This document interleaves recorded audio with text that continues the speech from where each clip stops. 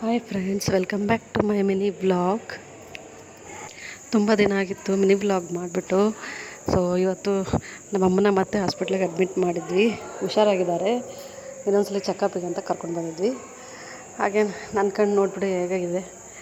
ನಿದ್ದೆ ಚೆನ್ನಾಗಿದೆ, ಬಟ್ ಏನೋ ಗೊತ್ತಿಲ್ಲ, ಕಣ್ಣೆಲ್ಲ ಫುಲ್ಲು ಇದಾಗ್ಬಿಟ್ಟಿದೆ.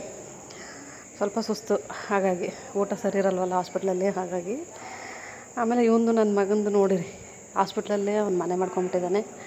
ಮನೆ ಥರ ಇಲ್ಲಿ ಆಟಾಡ್ತಾ ಇದ್ದಾನೆ. ಬಟ್ ಈಗಿಲ್ಲ ಅವನು ಹಾಸ್ಪಿಟ್ಲಲ್ಲಿ. ನಾನು ನಮ್ಮಮ್ಮ ಇಬ್ಬರೇ ಇರೋದು. ಅವನು ಆಟಾಡ್ತಾ ಒಂದಿನ ಇದ್ದು ಹೋದ ಅವ್ರ ತಾತನ ಜೊತೆಗೆ.